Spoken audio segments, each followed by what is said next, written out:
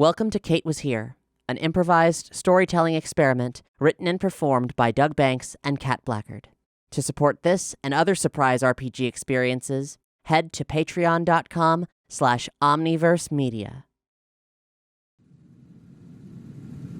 As he's looking at the navigation goggles and everything as he's flying, he's just like, he's navigating to an area of town that you're not really familiar with. And it's one that, based on his reactions, he's not really familiar with either. But as you make your way more over to this area, it looks kind of like a dingy side of town. It's not like really bad, but it's out of character. I would say this is a step closer to Blade Runner dirtiness. Okay. So no fire belching into the sky, but no, smoggy or certainly a little bit smoggier, a little bit dingier.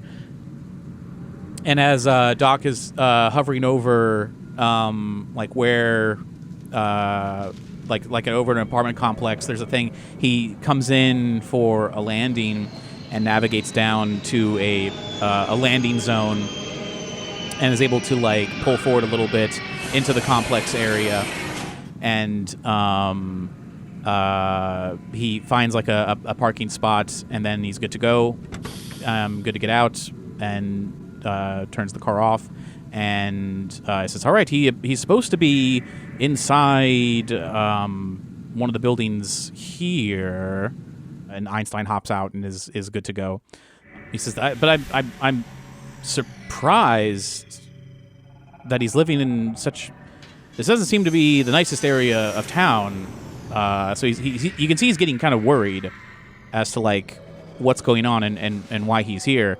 But you feel safe. It doesn't feel like there's you don't really feel like you're in any immediate danger. But he takes Einstein with him, and if you're following, he's going to lead the way. And he's looking up and down the things on the outside here. And you don't have to go inside this building. It's on the outside. It's almost like an old motel, except taller. It's twice the size upwards of a regular motel that you'd be familiar with. Okay. And he goes up to the number that he thinks it is, and he knocks on the door, and there's a long pause, and he's just like, "This, I have a bad feeling about this. I hope he's doing all right." And then the door opens, and you see this old man. He appears to be in his 50s, late 40s, early 50s. He's got gray streaks in his hair, and his face is it's kind of sagged, and he's kind of his eyes are a little bit glossed over, and he's appears to have red eyes going on, maybe he wasn't sleeping, or maybe he was crying, or maybe he's high. It's hard to really tell. But he looks, and he's like, "Doc," and he's like, "Marty," and they hug, and he's like, "Oh my God, Doc, come in, please." And he's gonna open the door, and he's like, "And who's your friend here?" Hey, Kate. And he says, "Yes. Oh, this is Kate. Nice to Marty. meet you. Marty, this is Kate. She's become a very good friend. There's a lot to talk about." He says, "But she's a friend. She knows everything." He says, "Come in." And he's like, "Doc, you said that you'd check in. I asked that you check in, but you've been gone this whole time. I don't know what to say. I haven't seen you in 30 years. Well, how did you just get here?" He goes, "Well, I got here, just a couple days ago when I was looking around, and I thought, once I made sure Kate was fine. She's actually from this time, but not from this time." That's a very complicated conversation. Yes. We're still figuring out ourselves, to be honest. But how are you, Marty? Why don't you fill me in on what happened these past 30 years? Are you well?" And he's like, "Doc, I gotta be honest. I thought things were okay, but everything has just fallen apart. A year ago, everything happened at once. I got fired. My kids are both in jail. Jennifer and I we're dealing with it the best we can. My mom passed away. My dad is in a coma." And things aren't good. Things are very bad. Things are very, very, very, very bad, Doc. And you weren't here, and I thought maybe. I know we said 30 years, but I hadn't seen you since. I'd hoped you'd come back, but part of me started to worry that maybe you never would. So this is the first good thing that's happened in over a year, Doc. Boy, I'm letting them have this moment. I'm making myself like I'm there, but I'm like I am. Yeah. Whoa. Yeah. This is heavy. Yeah. So Doc is obviously very concerned, and over the course of like maybe the next couple of hours, you start to get the details of this story. Very much just his son was. He can even remember it was October of last year of 2015. Marty Jr. was caught with a stolen degaussing unit, which is like illegal, really, in someone who's not a professional. What is that? It's used to eliminate magnetic fields, and it was used in this case in a robbery. The Hill Valley payroll substation was robbed, and he was caught with this unit that thieves would use to steal it. And 2 hours later, he's in the state penitentiary, and he got 15 years. Wow. And his daughter, Marlene, thought that she had found out who actually had stolen the money. It was like she knew that he was pressured into stealing. He didn't actually even get away with the money. He was just the one that was caught. The people who actually stole the money, she thought she could help track down where they would be. If she could get Marty Jr. out of jail, they could catch the people who were really responsible. But as she was trying to get him out, she was caught, and she got sentenced to 20 years. And the court system is so complicated now. The amount of money it would take, they sunk everything they had into trying to get their kids out and give them another chance. But the shock of the family falling apart was too much for Marty's mom, and she passed away. Just the strain was too much, and the strain of losing his wife was too much for Marty's dad, who has slipped into a coma, and he's being tended to in a retirement home by like a service bot that they're losing money. They can't afford to keep paying for the services of this robot to take care of George McFly. How did he get into a coma? He had passed out. The stress of everything after losing Lorraine, he had passed out and he hasn't woken up. Apparently his body had been through a lot of stress because he had lied about like having his back give out, but in reality he was hit by like falling debris from a hover car. So there was a lawsuit involving that, but it wasn't resolved because he's now in a coma, and the family has no money to figure out how to like fight this or get the money for this. Things have fallen apart. And it's a truly tragic story of people that don't really seem like they deserved it. Doc even asks, like, well, what about your music career? I thought you wanted to do this. And he talks about how he, shortly after he was out at the lake with Jennifer, they were on their way back the same weekend that he time traveled and came back. On their way back from the lake, Needles challenged him to a drag race, and he got into a car accident, and he messed up his hands so bad he never played guitar successfully again. Like, he's tried, but it's been a hobby of his, but he can't get his hands. He can't get his, specifically with his one hand, he can't play the way he used to. So him and Jennifer got married and tried to live a normal life, and they found happiness. They found a version of happiness, but this is by no means the life that they thought that they were going to have. Does the name Tannen come up at all during these conversations? Oh, sure. Like they think it's Griff. They believe it's Griff Tannen's gang is who was pressuring Marty. They were bullying him, and Marty expresses, like, he laments the fact that he's like he didn't teach Marty Jr. to stand up for himself. He didn't want to be hard on him. He wanted to give him. He feels like maybe I loved him too much. Maybe I was too soft on the kid. I don't know. I don't know why, and it's really emotional. He's feeling like he's a failure as a parent. He feels like he was a failure as a musician. He's become a failure as a husband for not giving Jennifer the life that she wants, and he became a failure as a parent because both of his kids ended up in jail. And now a failure of being a son because his mom couldn't take it. Now he can't afford to take care of his dad. He's feeling really, I mean, it's terrible. It's heartbreaking. Wow. I'm upset that there's any kind of tannins having any effect on anybody's life. That feels really weird and cyclical in a way that's disturbing. Like, how I guess it's just like Hill Valley's still a small town in spite of it all, but that's fucked up. So I guess I probably searched the prior night, Mm-hmm. I probably searched Biff Tannen and what the hell was up with him. Did he have any kind of No, footprint? he owned an automotive detailing business. He made a living, but by no means is he an important person. But he's got a bastard kid. Yeah. Okay. And that bastard kid had a bastard kid. Oh, right. Yeah. Ugh. Okay. Well, shit.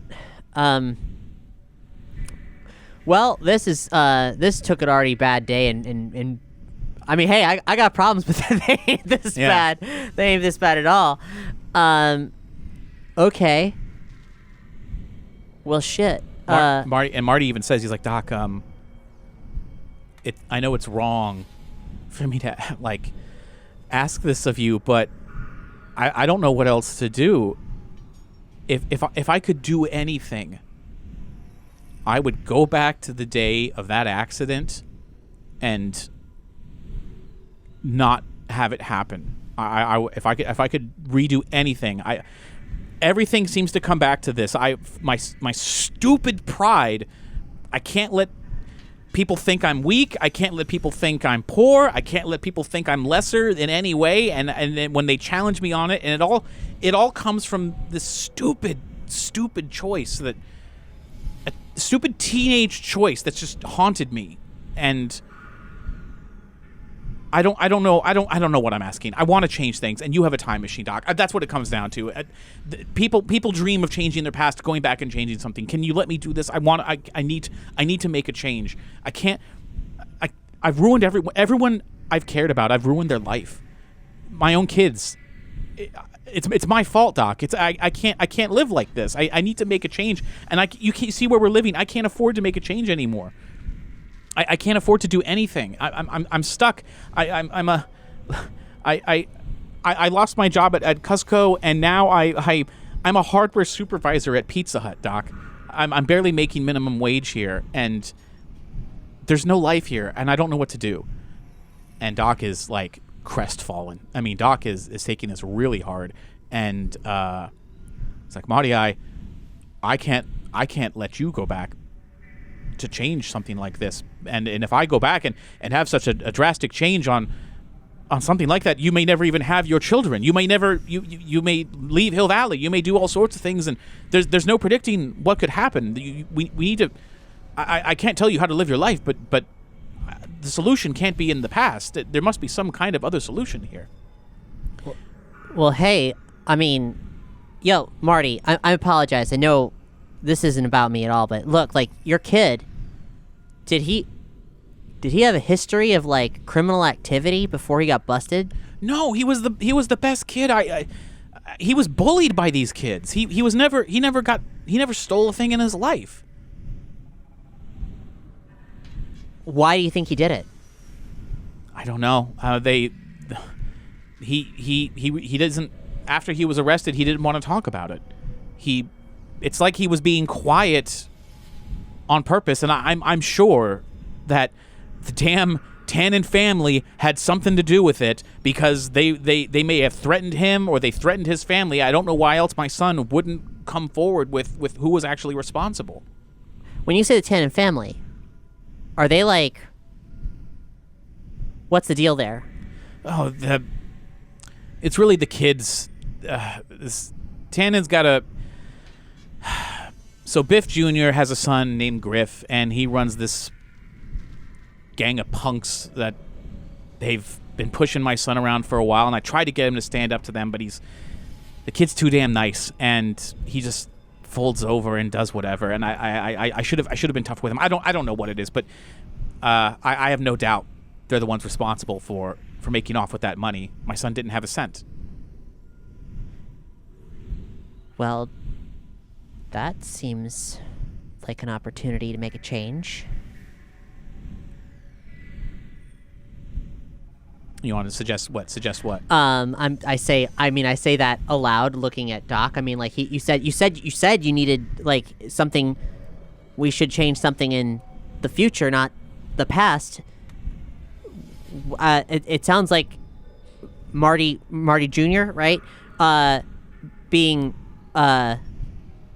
arrested was a catalyst for everything that's gone wrong, except for your hand. Sorry. he's like, shred my hand. That's nothing. That's like, if it means getting my son back, Doc, that's the answer. If we can, oh God, if we can catch Griff red-handed somehow, and prove that Marty had nothing to do with it, maybe that's the answer. And he's just like, Marty, I can't risk having you go back and face her yourself, but there might be something Kate and I can do. I don't know what effect it would have on you. I don't know what it's going to be like if I were to leave here now and change things. I don't know if you'll ever see me again, if another timeline's created, or if it changes around you and you're none the wiser. It's this has become a very tricky business, and but you're my friend, and if there's a way to help you, I'm going to find a way. And Marty's like, all right, thanks, Doc. I just it's just been so long since I've seen you, and you're the first ray of hope I've had since this all went bad. I have nothing to give you. And he's like, Marty, and he just hugs him, and he's like, I'm gonna fix this. He's like, don't worry. And he says, I hope to see you again soon once this is all fixed, and we're going to figure it out, Kate.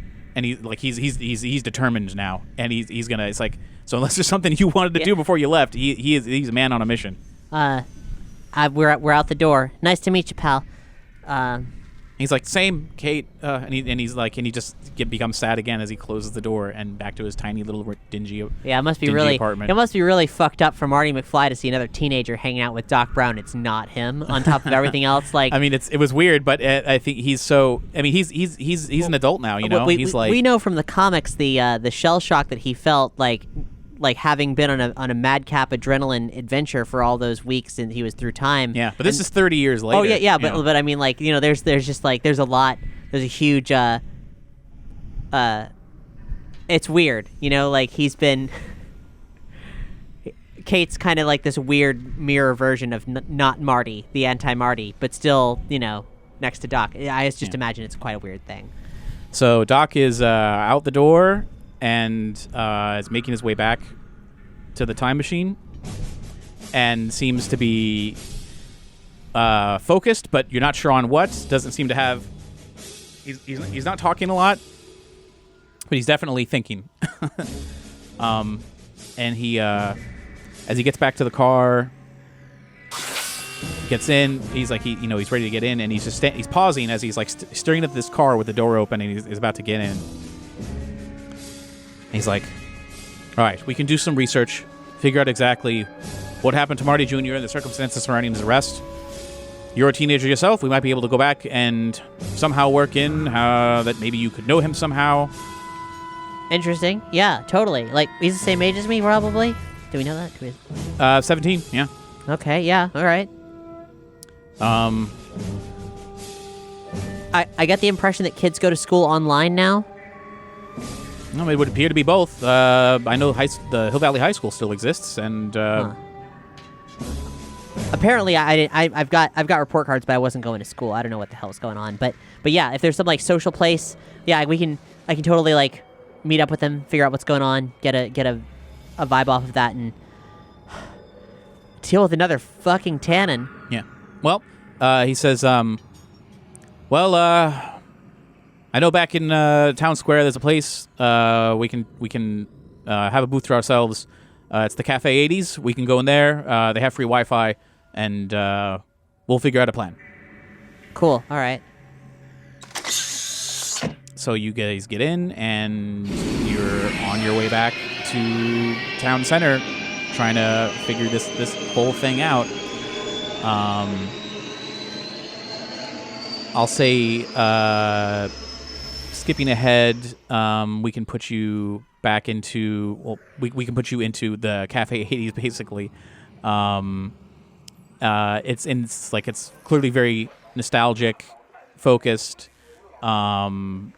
Very eclectic. There's no waiters that you can see. It's all TV screens that sort of hover or swing over different places. This is my first like full immersion into this time period, really, like out in public, and it is jarring. Yeah. And it's so jarring. Yeah. And you get you just seen all these little weird details and things. Like there's even people that are exercising in here, so it's like it's a cafe where you can get food and drinks, but people are like on exercise bikes, like stationary bikes and stuff. You're like, who put this thing together? Like, what? I don't even get, like, what the hell? Like, what is this? But you've picked a booth, and you're in there, and there's access to computers and stuff, and Doc pulls out a couple of, like, small things. He has, like, a data pad and things. He has a small thing that looks like the size of, like, a cell phone, but it, like, flips open and closed.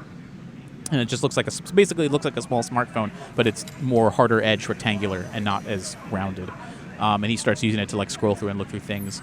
He's like, can I turn my Wi-Fi on and get any kind of, like, anything from my phone that I have? Yeah, you can still get, sometimes depending on the website, it comes in weird and blocky, but you can at least get the text and understand. Well, that's a start. As you look through, in fact, you can look up stuff about Marty Jr., and you get the USA Today article that talks about how he's, it's the Hill Valley edition, so it's more localized or whatever. And it talks about how he was, again, sort of confirming everything you heard Marty say about how Marty Jr. was caught with this device outside the Hill Valley payroll station. You have the date, you have the approximate time, and that within 2 hours of his arrest, he was already in jail, and the sentence was passed, and that was it. Yikes. So justice is swift in the future. And there's no mention of Griff or the gangs or anything like that. But even you reading it again with your journalistic sensibilities, it's like there's really a serious lack of talk of anyone else involved. Like, and not that that's a cover-up, but just that it's like, isn't it weird that this wimpy little kid, who you look at him and like the look on his face, he's terrified as these cops are putting him into a cop car, and this kid does not look like a hard criminal, anything like that. In fact, he looks identical to Marty. But he's like being shoved into this police cruiser, and it's just, your heart goes out to him and to Marty, because it's like, clearly this kid made a poor choice, but he was probably bullied into it somehow, and but he does not match the description of like this criminal who stole like over $1 million from the payroll substation. What was Marty's daughter's name? Marlene. So what I assume I also look up the Marlene story. Like, it's crazy that I'm interested in their relationship, because she, his sister tried to break him out of jail, and that's pretty cool. Yeah, she didn't make it far at all. But like, what was she doing? Like, how did she do it? And like, what's her deal? She tried to upload altered files that would say that Marty Jr. was being released. Like, she basically forgery. Tried to forge his paperwork, but it wouldn't be physical paper; it would just be digital. Whatever. So she tried to forge some paperwork that would say that he could get to a lower security area and be checked out, and that once he could checked out, he would be on like parole. But she only assumed that she would have to get him away. She knew it wouldn't last, but she was trying to get him away for like maybe 2 hours, just so they could go track down, find out where Griff was hiding out, show that he had the money, and then that would be enough proof to show that he was thrown in jail unjustly. Wow, all right. Cool. What does a Pepsi Perfect taste like? So that's what I'm drinking, and I do not... Yeah. A Pepsi Perfect, it's kind of like... It tastes like half Pepsi, half diet. A little bit more on the sweet side, but it's your understanding that there's no corn syrup, it's natural sugar in it. Oh, hey, we got something, right? Okay. And it's also supposed to be infused with different vitamins, like a daily vitamin, but... You don't. Okay. It doesn't. The taste doesn't really seem that much. It does taste very clean. It does taste very it's nice and crisp and refreshing. And wherever they store it, it's stored at a really nice, cool temperature that makes it very refreshing. I guess we should go back maybe a couple weeks prior to this, like watch him, see what he does, or maybe even you could come back, back in time, see Marty and everybody, and just sort of ingratiate yourself that way. I'll be there too. Maybe you got to lie about like who you are to the kids or whatever, but I can just seamlessly like slide in there as like Marty's old friend's wacky niece, as has been our usual routine. Conversely, I could infiltrate like whatever youth group, but they're using words I don't know. I will stick out like a sore thumb. So it's kind of like, if you put two eccentrics together, I feel like that's a better cover story than me actually pretending to be like, Steve Buscemi saying, "How you doing, fellow kids?" He says, interacting with Marty Jr. seems like a good plan. Interacting with Marty could be dangerous.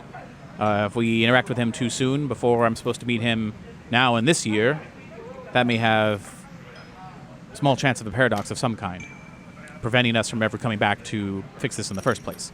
So it must be done in a way that won't risk altering it too much. But approaching Marty Jr. as someone who's of his age, going to school, that sounds like a pretty good angle on that. Except for the part where I don't know what I'm like, how to exist in this time period. Yeah, okay. Unless I approach him as his crazy Uncle Doc Brown, that he's never met. That's But then he would have to notify his father, and then right. Marty would know. Okay, so basically, I see what you're saying. If we alter the reason that we are here that we know to be here at this point in time, all of a sudden we get muddy. Yeah. So that sucks. Okay, that's fine. Happy to infiltrate. So go back in time a little bit, stake it out, figure out what his patterns are. I'll need like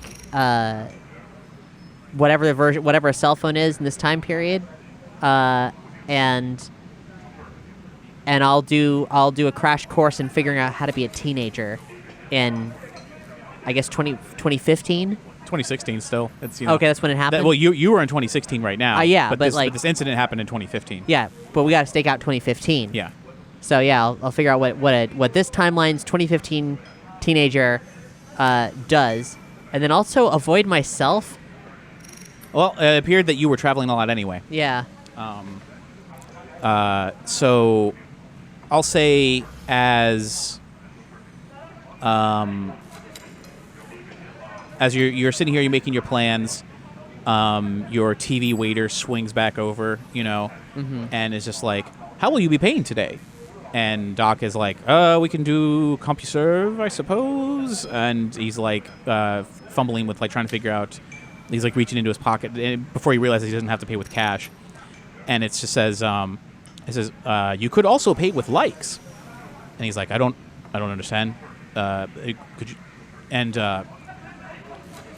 it says basically it pulls up information on its main screen that shows Kate's face-based profile and shows that she has like 20 million followers. And it says you could pay with likes, just again in the same voice. Okay. How does that work? This is based on your face-based level of having over, did I say 20 million? Yep. Is it having over 10 million subscribers enables you to spend a like. 1 like equals 1 cent. Oh. I kind of feel bad for like fucking with her, but I'm tempted to. Yeah. Hey, no problem. Cash in my likes, bud. How many likes am I cashing in here? Well, you'd only be spending. I mean, you have thousands of likes, if not a million likes on certain photos. So you don't know what the exact running total of likes is per post or per photo, but it's assumedly a lot. I'm curious, how have they identified me biometrically? Like, how do they know I'm Kate? It probably is when you were like ordering and like your hands are on the table and stuff like that. Oh. This appears to have been consensual, but you just didn't realize that you were even doing it. Is what it appears. And it's also because if you have that many, you're getting the sense that maybe Kate has come here and like spent money, like it remembers. You know what I mean? Right. Yeah. There's a tab open. Yes, and also spending with likes may have been a thing that she has done. Right. To like when she was ordering food here before. The total. What did you get? You got a Pepsi and what else? Just probably whatever future. I don't know if this is whatever. I'm probably gonna go for something that's interesting and be like, well, here I am in the future. Well, it's also Cafe 80s, so it's probably throwback food. Right, but like what is it? But it'll be Cafe 80s through the lens of, I mean, even, like the 80s through the lens of the 21st century is a very confusing and not exactly accurate thing. And they have an expanded menu too. This is like Cheesecake Factory, like the size of their menu of like what you can order, because I'm assuming the machines are making it. Okay. I'm gonna do a what's an 80s themed meal? Breakfast or An ecto short stack with marshmallow topping. okay. It's these like bright green pancakes that are vaguely like. or is the syrup green? No, the pancakes are green and they taste vaguely citrusy. Marshmallow topping with marshmallow topping. Sure. So I'll say you put all that you get all that together. Doc probably had just like a turkey sandwich of some kind, and he had like a drink as well. I would say your total comes out to $600. Oh, this is a very terrible dream. Yeah. Yeah, please enjoy my 600 likes or however that breaks down. Yeah. Oh well, if it's 1 like percent. Oh gosh. But yeah, it's a lot. But Yeah. you can swing it. Great. Sorry, Kate. Yeah.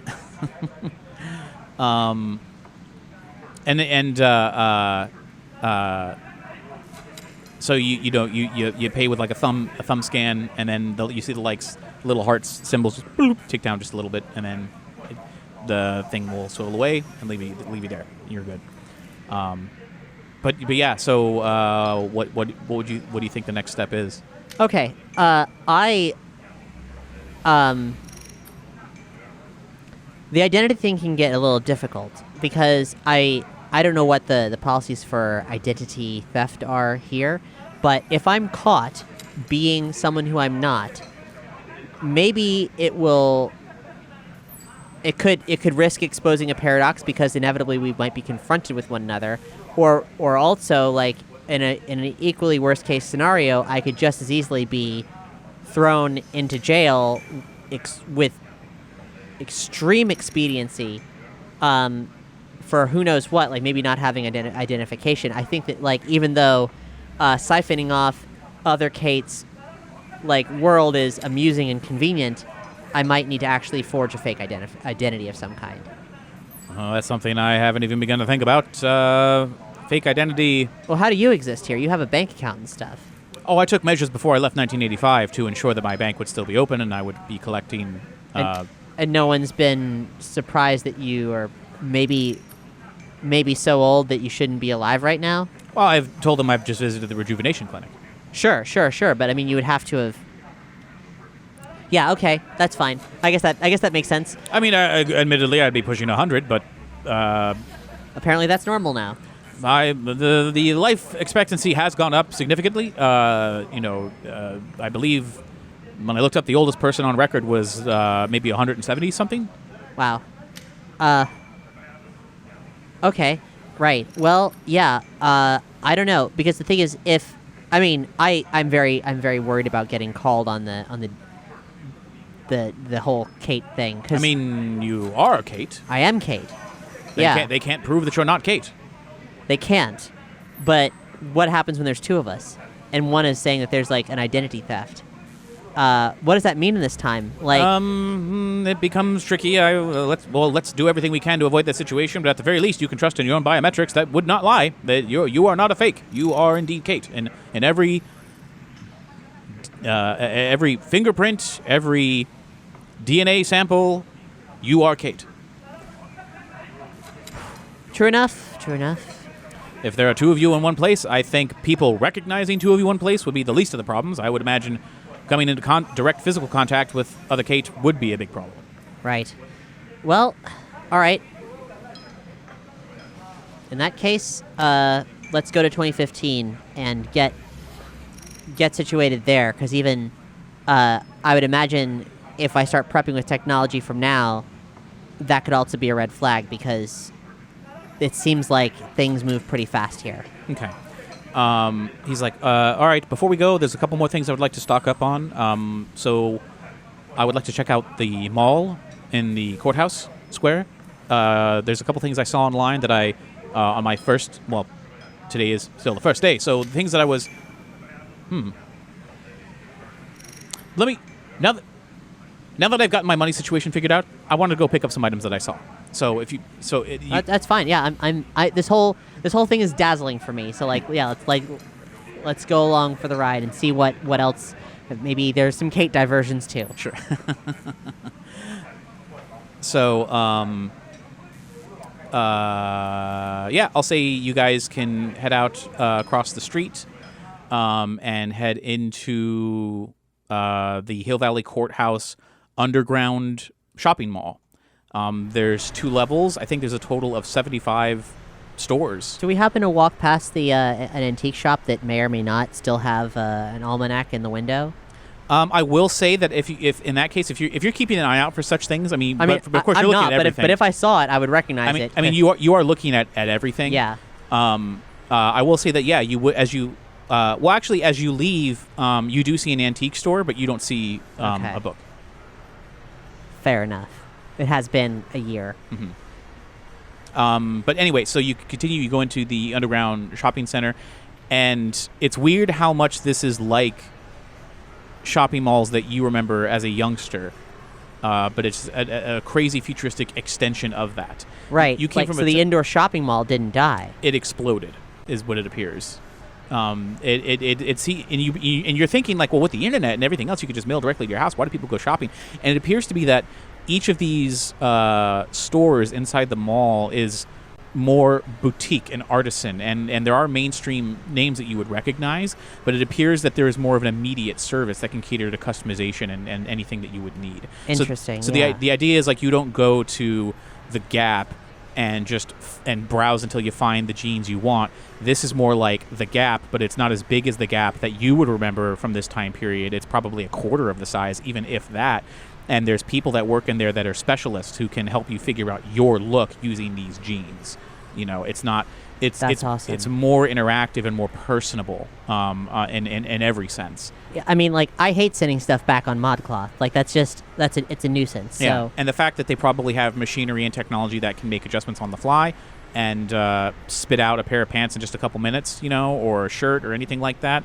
That's at least the clothing side is that's what it seems like. There's electronic stores where you can demo things, you can hook into things. There's also entertainment there. Obviously, there's a movie theater out in the main courthouse square, but there's also rental places where it's like you could just rent something online, but you can also rent time and a place to sit here to watch something. It's almost like a movie theater rental. Yeah. You could rent a spot to watch something while you're out and about. I mean, there's places to do exercising. It's really a new age for shopping in this is really startling and fascinating to me. Like, I am all about this. I mean, I've been exploring these spaces like hollowed out and dead as a part of my art, and here they are, like, vibrant and alive and weird, kind of like, I don't know, like what a shopping mall in Asia might be like, you know? Or Dubai. Yeah. Yeah, like this, it's even surpassed the Dubai level in terms of like interactive advertisements that try to address you, not necessarily by name. Some of them might. There's a couple like boutiques that look to be more of like beauty boutiques or whatever. And as you walk by, one in particular that looks like where you could get eyeglasses or laser corrective surgery and just thinks eye beauty sort of thing. Right. As you walk past, it says there's like a holographic woman that's flat on a glass pane there that's on the entrance of the shop that seems to recognize you and says, "Kate, you appear to have changed your eye color yet again. Did you not enjoy our services from your last visit? We can offer you a discount of 50%. Do you have eyes that take photos? I do not understand. Thanks for the offer. I'm good for now. I'm moving on. But I am, if the door is open between Doc and I for me to like get outfitted in this time period, I'm ready to do that. The idea of all these like weird like bespoke futuristic outfits is extremely exciting. If you look to Doc for permission, he's like, "Kate, this is more your time period than mine." You are wrong. That is not true. But okay. He says, "I would just say be careful about where you would send the bill and what you decide to buy. Just make sure you check the price tags. The fair warning, the prices are, to me, to my sensibilities, the prices are outrageous, but the inflation. Same. Okay, then if we're on the same page, great. But the simple shorthand I've seemed to calculate is whatever the price is. If you want to understand the value of with at least 1985 currency, remove 2 zeros, and that would be a 1985 price. Okay. All right, so I'm looking for a week's worth of futuristic teenager clothing that matches my moody sensibilities. I am curious about photography. If Doc has these AR like heads-up display lenses, there's got to be some kind of like photographer's version of that, I imagine. And I'm curious if they have something that's not as obtrusive as his crazy, like you don't see your eyes visor that I could take advantage of. If you want to go checking out at like maybe Nikon, there's like probably a Nikon store. Okay. You can go check that out, and the overall body of the camera is mostly the same. It depends if you were going full digital or if you still wanted to do like a retro throwback photograph on film type thing. I don't think that in my current lifestyle I have time for film anymore, unfortunately.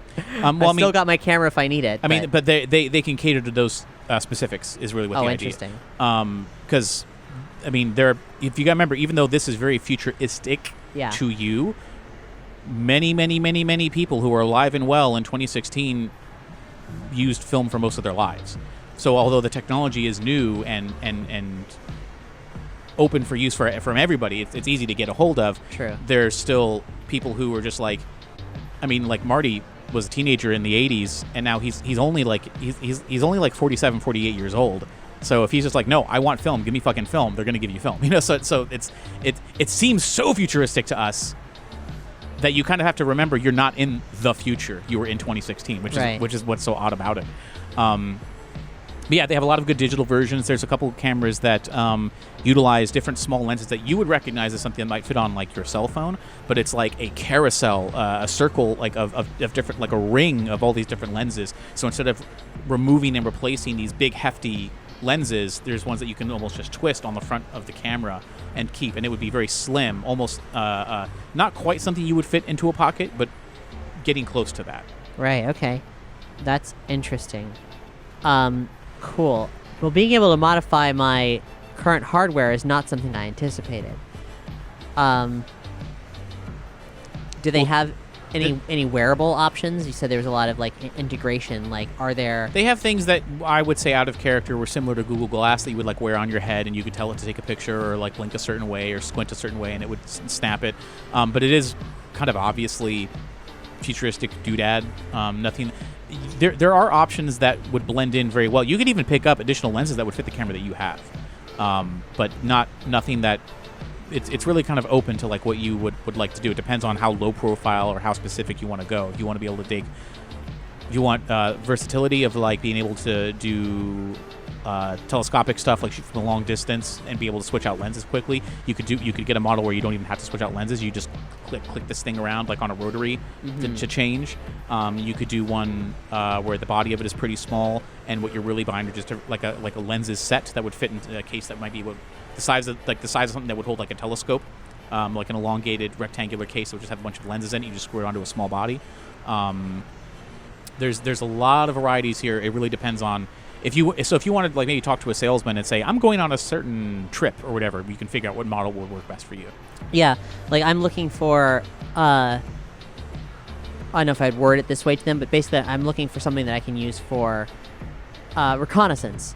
So like essentially, like for example, if Marty Jr. had some kind of ally who was able to actually film what was happening, like, or if there was some kind of visual record of what actually happened that was being, say, like streamed or recorded at all times, like a dash cam or a body cam, that would be rather useful. I feel like documenting, like, if we're in the business of solving problems, especially like crimes and stuff that are happening in this time period. Something that like some kind of always on thing like that would be really useful. And then of course like I'm very tempted by that multi-lens thingamajig. Just for my own purposes, like I'm already like when I don't taking some snapshots on my phone here and there that like like getting just a moment of like a good angle or something, just because I love everything that I'm seeing here, the cornucopia of colors and shapes and stuff. But I am, in spite of it all, starting to enjoy being like, I feel like a time tourist for the first time ever now, because I'm still very shaken, but I'm not really fighting for my life. Yeah. So that's great. So I will. How small are their cameras? Like, it varies. It depends on what you'd like to do. I mean, if you want to just get like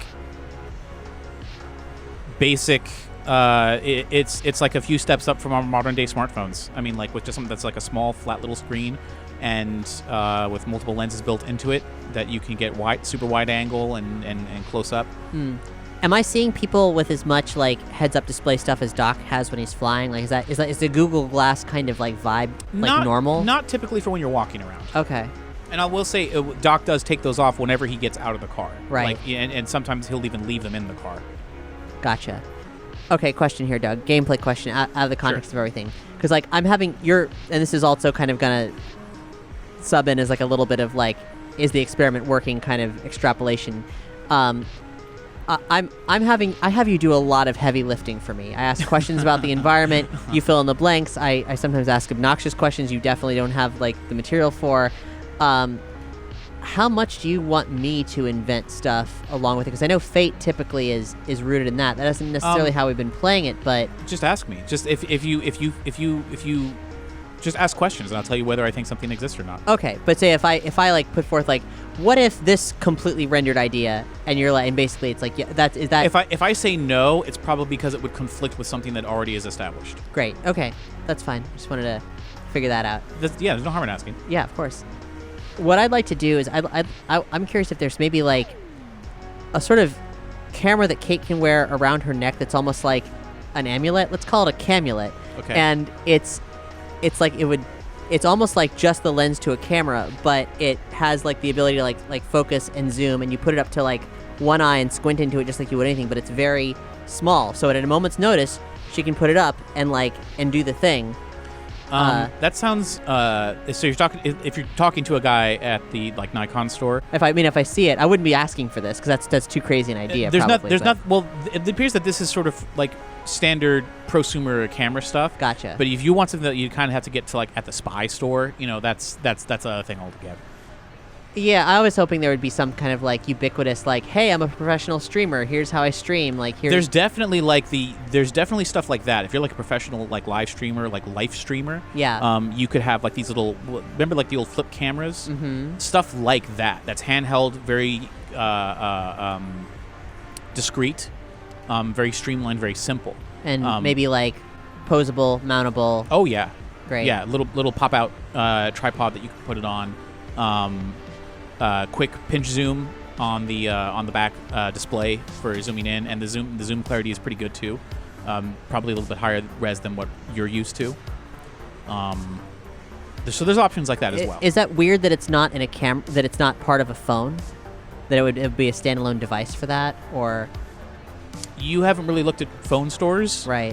But this seems to be powerful. Like it does seem to be able to record and broadcast.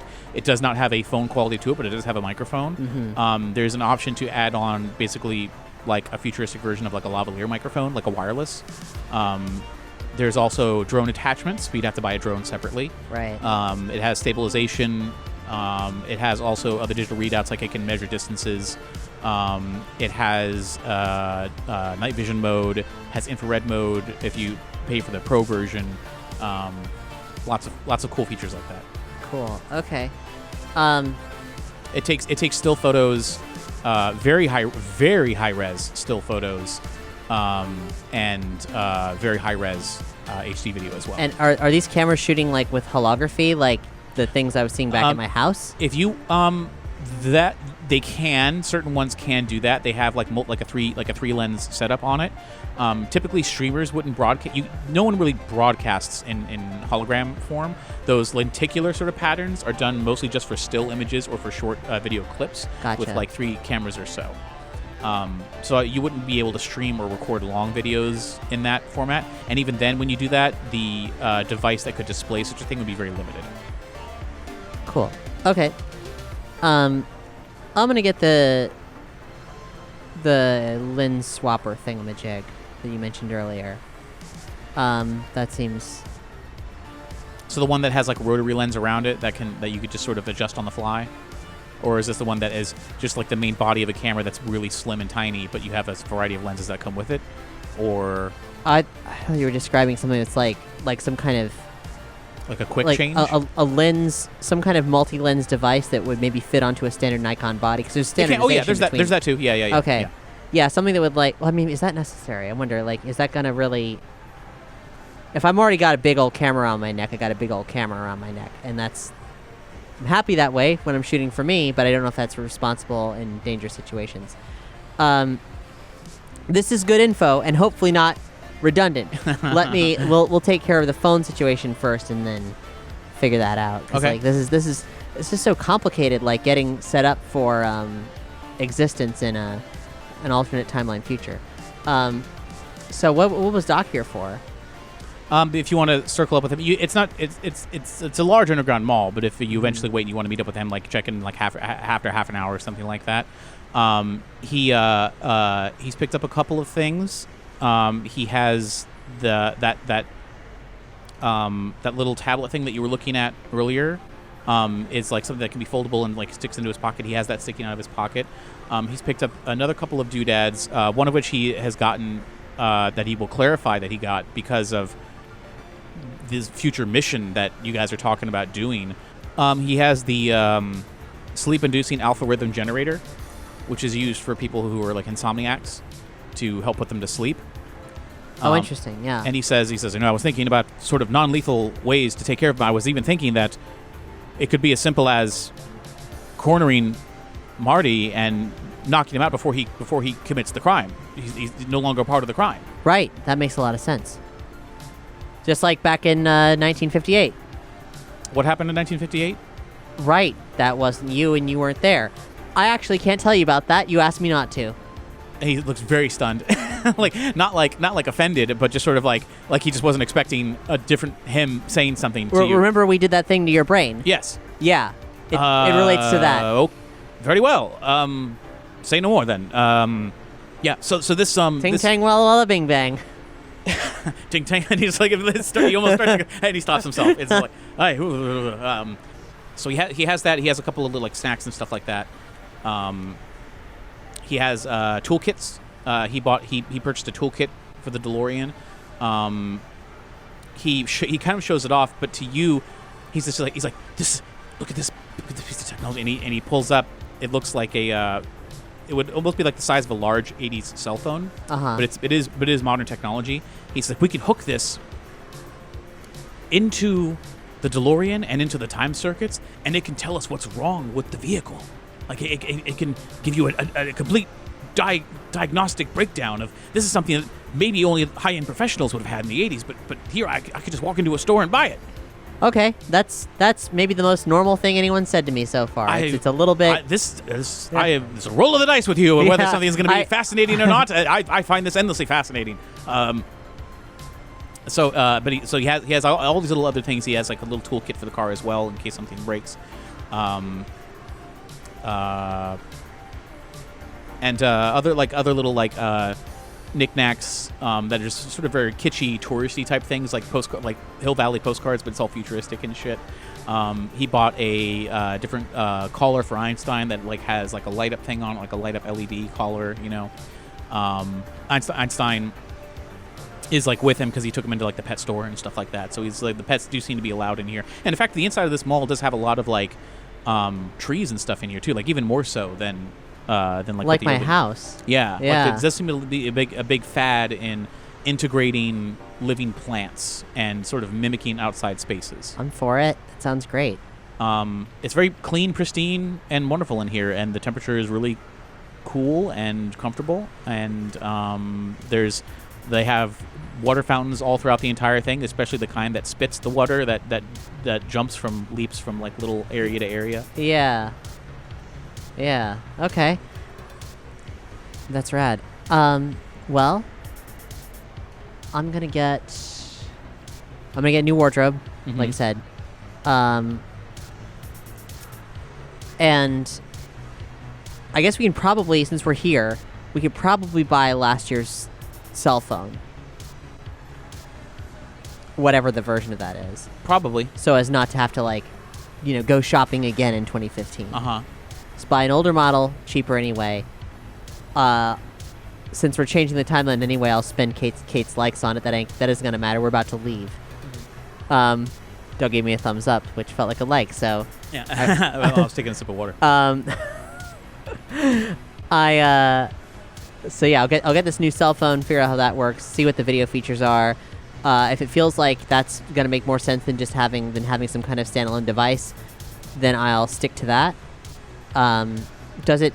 I assume it's as fully functional as mine was, but just does some other stuff, or The camera or the phone? the camera on the phone. Okay. Yeah, it's better than the camera that you have on your Right. default phone.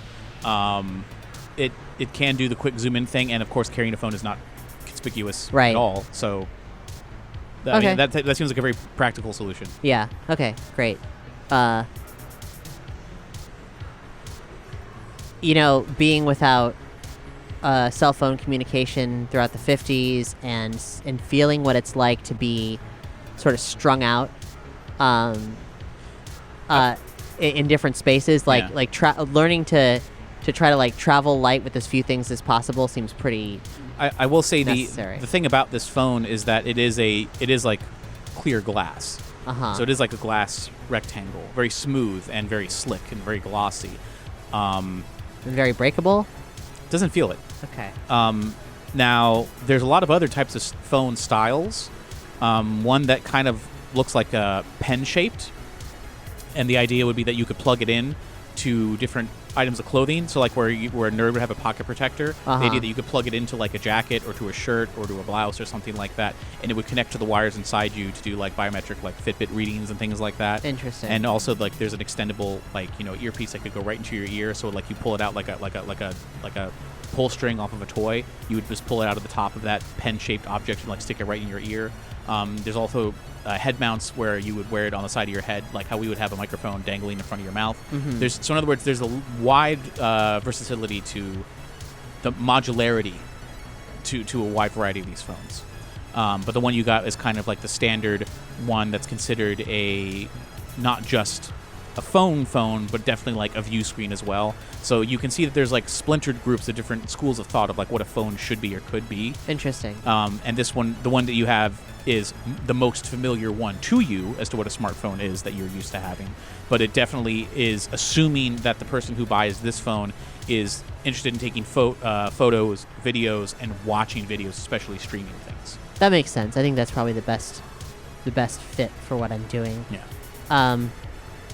Plug Doc's number in there, and what else do I need? Are there any like fashion trends that I am seeing, experiencing, reading about that I feel like I'm gonna need to like follow or be aware of? I mean, granted, I'm a year ahead of time right now, but kids are still wearing their pants inside out. Still. Yeah. Great. All the way inside out? All the way inside out. And are they made that way? Like distressed T-shirts are made that way, or what? Some pants are made to appear inside out when they're really not. So like you still would have a pocket. It appears that the inside out pants wearing thing was done as like a rebellious act at first. That's a trend that's just sort of caught on.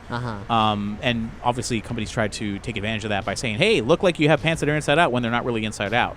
Others have tried to change the inner stylings of their pants so they look better when they're inside out. Like some of the scenes aren't as like frayed or like weird. Some of them have like the inner like zipper flap is like bejeweled. You know, it's Nice. there's a lot of weird alterations done so that when you turn your pants inside out, the outer jeans that are normally now facing inward look like jeans that are facing outward. Like they flip the fabric. Yeah. So that when you pull it inside out, it looks a little bit more whatever. Am I under the impression that an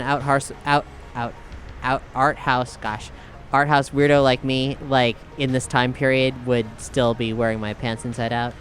You would not. I mean, you don't feel like you should Sure. because everybody is doing it. Right. That seems so counterintuitive. I'm like, it's a trend. I don't follow trends. When you think back to it, Kyron did not wear his pants inside out. But most of the kids that you see... Am I getting the sense that Kyron has more in common with me? Absolutely. Okay. I'll even say, I even forgot to mention, as you were leaving the Cafe 80s and you went to approach the... you looked at the antique store just out of like... In character, it was curiosity.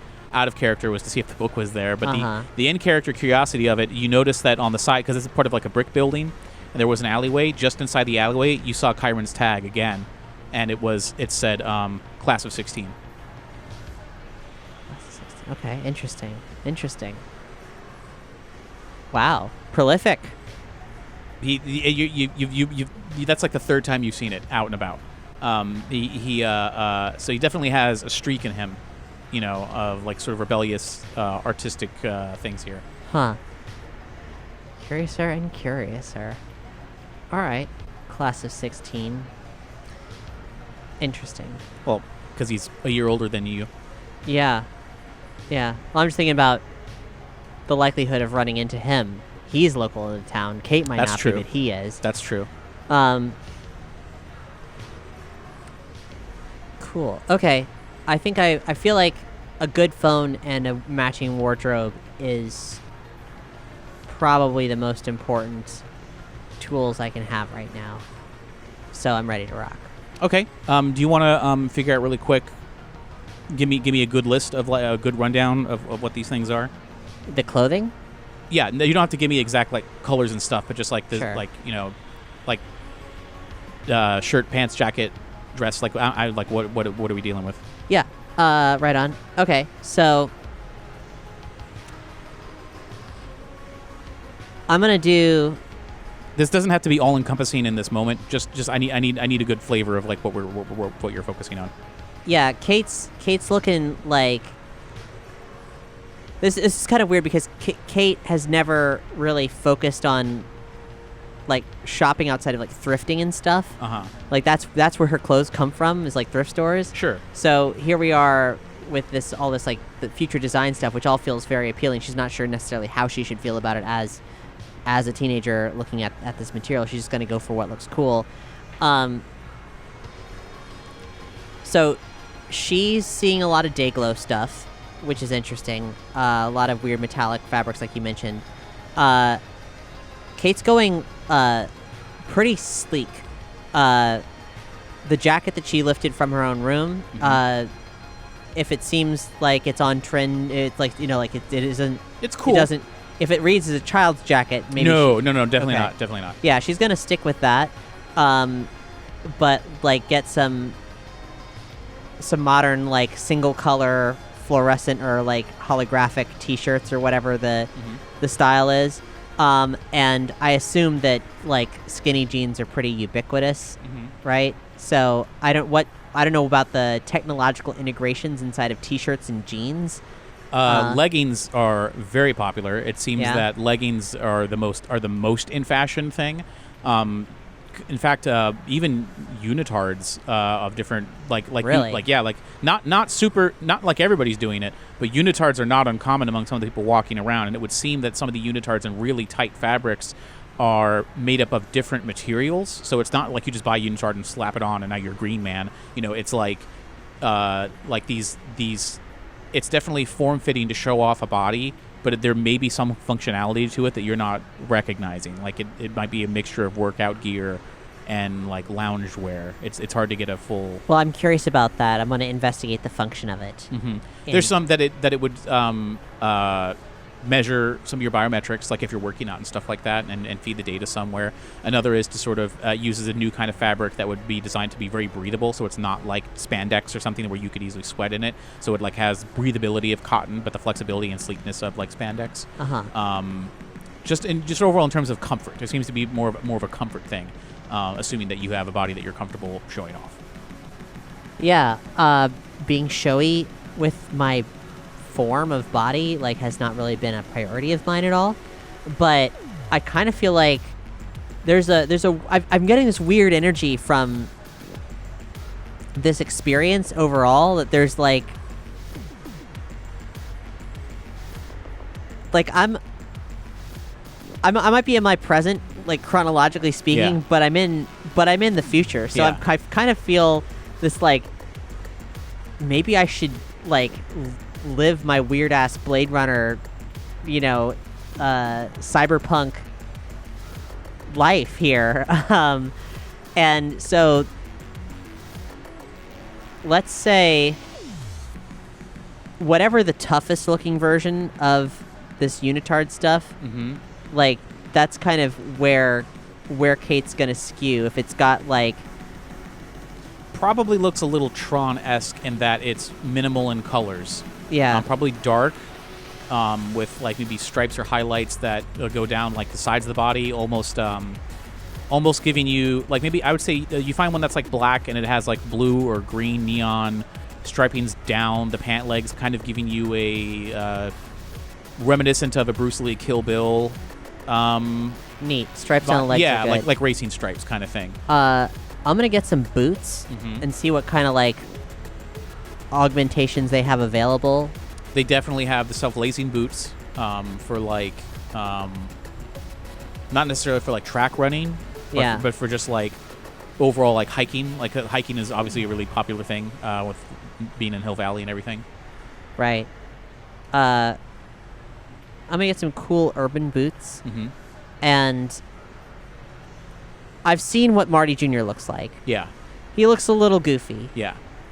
He's a kid who gets picked on. Yeah. I don't wanna. Have I seen what Griff looks like? No. Okay. But you do see a lot of other young people, maybe in their teenagers, but also in their 20s and stuff. It's pretty much a free for all. Like you even see people that look like they have face paint seems to be a thing, but you're not sure if this is face paint or if this is tattoos or if this is something else. But it's hard to really get a read on what is a style choice or a function choice with integrating technology. Right. Since Kate in this timeline was so about wearing glasses, I'm inclined to not do that. I'm going to... I want to make sure that I don't look, like, imposing to this kid I'm supposed to ingratiate myself with. But I do want to look like... looking a little intense is kind of my vibe. Sure. So... you can look serious and put together. Yeah. Without being a gangster. Right, yeah, like lots of flashes of bright color in addition to like defaulting to basic blacks as I'm inclined to do. Yeah. Like you can get you can get colorful accents in addition to like a pretty solid strong base or whatever. Yeah. Anything where I can like push the sleeves up and your jacket can easily do that too. You know? Yeah. And maybe like whatever the futuristic version of a hoodie is. Do they have those light up blade umbrellas from Blade Runner? Do those exist? Sure. They also have light up hoodies. Oh, neat. Cool. Yeah, let's do that. Like a glowing rim around the hood or something like that? It would go up the zipper and around the hood, and you also have ones that have lights that are inside the hood, so you could light from inside the hood if you wanted to like backlight your head or something. Oh, neat. I want that. Yeah. That sounds awesome. Like Techno Wizard. Yeah. Kate the Techno Wizard. Cool. And is there anything weird about Chiron's tags? Like, is there anything futuristic about the paints or anything like that, or? It seems to be a consistent paint of a very particular kind of green. Not super fluorescent. It's darker, like a darker green. But just from looking at it, you don't really see much. If there's any art stores, I'd like to get like a thick-nibbed paint pen of like a very intense fluorescent orange, magenta, like kind of somewhere between the two of them, like a very fiery color. That can be done. I've been painting in thick black for a while now, but I feel like now's the time to go neon. I'll write down hoodie as well. When you're in that one particular store with like this paints and stuff like that, he sees that you're getting like the pen and stuff, and he's just like, the person who's working there says, "And do you have our app as well that allow you to tag any artwork that you do?" Hey, why don't you tell me how that works? So he'll eventually break down. So like he's not assuming you're gonna go painting on walls, right? But he's like saying when you finish your completed artwork, as you know, he's assuming that you're gonna do, like whether it's on a sketch or whatever, you just snapshot the photo, or you can look through it with like AR goggles, and when you upload it to your page, it can be tagged with all the necessary stuff. You can even, and you're realizing the way he's talking about it, it's almost like you can make something that works as like a QR code, where an image that you make, or in your case, a tag that you would make when you do Kate Was Here, you can tag video, text, audio, anything you'd like to it. So would that imply that Chiron's tags also have that somehow embedded? That's a logical extension. It's almost like geocaching. Right. So he's not offering to sell me anything. He's basically suggesting that I download. Yeah, just get the app. Just cool. Get I'll the, check. You know. I'll check that out. I'll download the app. That's very interesting. Okay. Well then, yeah, great. I'll get that. And I am ready to roll. Okay. You'll meet back up with Doc again, because this is like probably the second time you meet up with him. And he says, "I've gotten everything I think I might need. The rest of it we'll have to do with reconnaissance when we're looking after Marty Jr. Anything else we should do before we head out?" Nothing that I can think of. I do have one thought that's been on my mind before we make this jump back, and I would leave the decision to you. I still have a lot of concerns for your place in this time, and jumping into Marty's future has revealed a dark path, and if I knew then what I knew now, I may have done things different, and I might have been able to help change his life. But now we're going to try to save his kids. I don't want to risk leaving you in a situation where your future could be a burden and not have the knowledge now. So what I'm suggesting is we can the beauty of a time machine, we can go anywhere. Time isn't as of a pressing matter as it is to anyone else. We can go back and observe Marty Jr. and try to fix that situation. But at the same time, even once we fix that situation, there's still your personal situation, which I don't have a full answer for yet. Me neither. All I know is that I don't really want to be here. And I wouldn't want to leave you here to an uncertain fate. So what I'm suggesting is we've learned a lot about Marty by jumping 30 years into the future. We could take a look 30 years from now and see if there's any lessons to be learned about this time and place. But then again, it depends. Do we focus on Marty Jr.? Do we focus on yourself? There's several problems here. Doc, let me ask you this. So, Marty, as he is today, is a Marty for whom he hasn't seen you again. But there's no reason to believe that you wouldn't be going back and forth through time for the rest of your days, displaced from the chronology of everyone else. So, just like this, Marty's life is a little bit broken from. I mean, those are his own family's life and events, but the way he is now, the way he feels now, is a life that doesn't have you in it. But that's not there's no way that that's going to be he's your friend. Obviously, you're going to see him again. There's no way that this is actually going to be the end result Marty of all end result Martys. Even just casually interacting with him, regardless of whether or not you were to tell him hey, don't get in that drag race, it would still change things. And he's as temporary in the time stream as I am, or this other Kate is. If we look ahead to the future, we're not looking ahead to my future anyway. We're looking ahead to her future, because she's not me. So I'm honestly, I'm a little.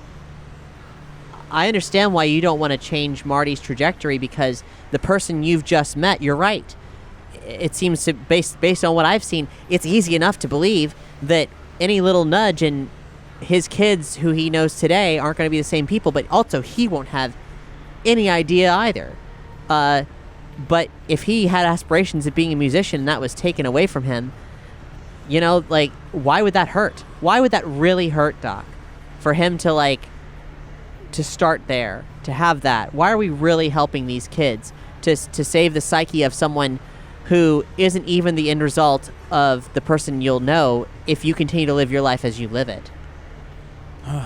These are the things I've been ruminating about. On one hand, it seems almost futile to try and fix the problem of his children here and now, when we could very likely meet him at some point in the past, but also his future, maybe sometime in the 90s, just for example, and have what we would consider a small interaction, but it has lasting impacts to where his kids aren't even born. Right, and that's not even necessarily the worst thing. I mean, only because things happen all the time. I'm conscious of my displacement in the time stream. I'm conscious of whether I exist or not. But anyone who's living through all of these different variations, they're not. And that's great for them. My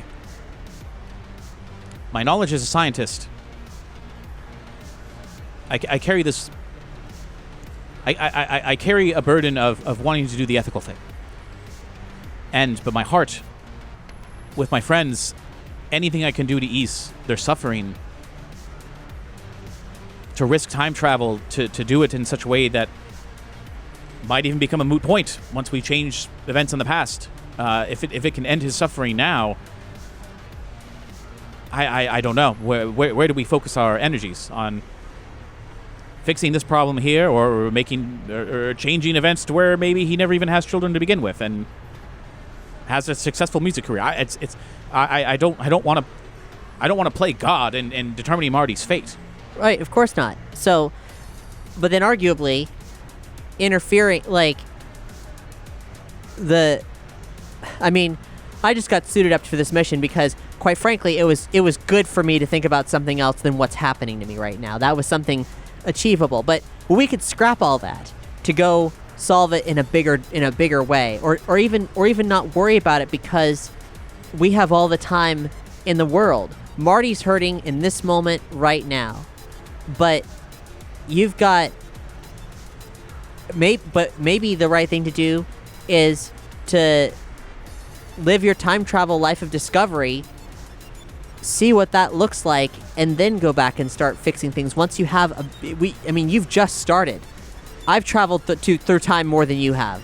The perspective changes. You lose people along the way. I mean, you remember Betty, right? The young girl, yes. Yeah. Doc, I don't really know who she was to begin with before I met her, and I don't know what happened to her afterwards. She appears to not exist. Something happened to her, but it was obviously a long time ago. But she was, for however brief, she was my friend. And that, that haunts me. I've left that. Just like you've left Marty. I could stumble back into Betty's life 30 years after 1958, and if she's even still around, and there'd be all kinds of things that she would want me to fix. Now, Marty's situation sounds really, really bad. And we should fix it. That guy shouldn't be hurting like that. He's your friend, but he's like me, except that he went back to a normal life afterwards. And that's complicated, Doc. So if if it wasn't for you meeting Marty today and seeing a new problem to solve, what would you be doing? I would still be a tourist. I would travel. I would travel into the future again. I would travel into the distant past. I would try to document things, and after I maybe made. I mean, originally it was based on the amount of plutonium that I had. Right. But now that's no longer necessary. So now we could travel many different places, but it was to document pieces of the future and of the past, and to see how one affects the other, and to learn where humanity has been, the great mysteries of our time, like understanding how the pyramids have been built, understanding whole civilizations that have risen and fallen. There's so much about North America's indigenous peoples who had civilizations that have fallen due to disease. What is their story? There's so many unknown things out there in our history as humans that could serve to better ourselves in the present just by knowing these things. And at the same time, if there's a way to prevent suffering by helping in small ways, if it means a bit of knowledge of the future that could ease suffering in the present, I wouldn't dare risk changing the time stream by bringing technology and leaving it to someone else, but rather giving the information that there is a hope of some kind. It could be useful. But as you've pointed out, I'm still new to this whole time traveling business, but I see now the responsibilities are heavier than what I was anticipating. I did not imagine I would feel such the need to try to fix this problem until I faced it. I thought time travel would be a enjoyable but distant observation of humanity, but seeing the interconnectivity of every life that we come into contact with on a grand scale is sobering. It's I think the future, even farther future, is maybe necessary for some clear perspective on all this, because where I come from, it's worse. There's still plenty of stuff that seems off about this place. Maybe the environmental collapse that the world I was in seemed like it was on the verge of is still maybe farther out. But there's I've got a lot of questions now, Doc, about what it all means and what's the point. What I do know is, if you're looking to document history, I happen to be a photographer. It's an excellent point I hadn't considered before. I'm more of an amateur photographer, but I'm sure you have more skill than I do, so that would definitely be useful. And Doc, right now I've got nowhere to be. Let's look a little bit ahead, because we can always go back. Worst comes to worst, maybe we could view the situation with Marty Jr. as an experiment. Because you and I have done something once before. Something that you don't know about, because it was a you that didn't exist yet. It's complicated. The reason that I'm here, all the layers of it. I know you did come from an alternate future. We did make that clear, but the details of which you didn't tell me. But there's a reason that happened, and you and I fixed it, but you asked to not know about it. Now, Doc, I didn't question your reasoning at the time, but if we're about to play around with Marty's timeline and everything else, honestly, I'm hesitant to wonder if maybe you're being a little too restrictive with your, the literal Time Lord powers that you are dealing with right now. You can't help but fuck up the time stream. That's the you can try not to, but there's always something happening. I'm not saying you personally. I just mean if anybody moving through these spaces, it's hard to not touch something. And here you've come here, and you're almost immediately willing to do something at the scale of you've kind of asked me not to do in the past, more or less. This is. I understand, and that's why I specified before my. But who I am as a scientist sees that this is a potentially dangerous situation, but And I'm all for it. I think it's great, especially if a Tannen is involved. Fuck that guy. But yeah, if we're going back to solve a problem, let's jump a little forward to get some real perspective. And I always worry that no one should know too much about their own personal destiny, but that was just the key. Personal destiny. If we take a glimpse of the future, and there's nowhere for you to go back to, so it's not like you're going to run off and invest in whatever future technology that there is and run amok back in your life, because I don't mean this to sound callous, but you don't have a life to go back to at this point. I don't. So my friends aren't my friends. My life isn't my life.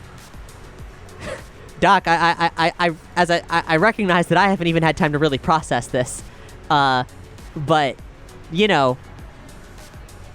yeah, I got nowhere else to be. This is in that case. Until we can figure out where you belong and when you belong, we can try to solve some of these problems and hopefully by the end of this figure out where you should be, or where you would at least like to be. So if the first thing you would like to do is take a look at the future, I'm already in the future, and it's already impressive, so I can only imagine what 30 years from now is going to be like, so I'm ready to explore if you are. I'm fucking terrified. But yeah, let's do it. Okay. So you can head out, leaving the shopping mall, back to the outdoor areas, and you can get back to the DeLorean, no problem. Is there anything you might want to do before you make a trip into the future? Think you got it? I think I've done it. Okay. Yeah. I just want to be clear before. Of course, yeah. Because you can kind of go back if you forget something, but it's risky. Is the thing. But yeah, you get in, and you're getting ready to head out. So Doc says, "All right. So where do you think? Where should we go? If we can take off up here. Any preferences on what's something you would like to see first?" Well, I want to see what happens to the planet, Doc. Okay. So he's like, so do you want to start maybe over some nature, or over the city, or over wherever? We can pick wherever we'd like to emerge. Yeah. Let's start over, or near the city, whatever's responsible for time traveling through the sky, which is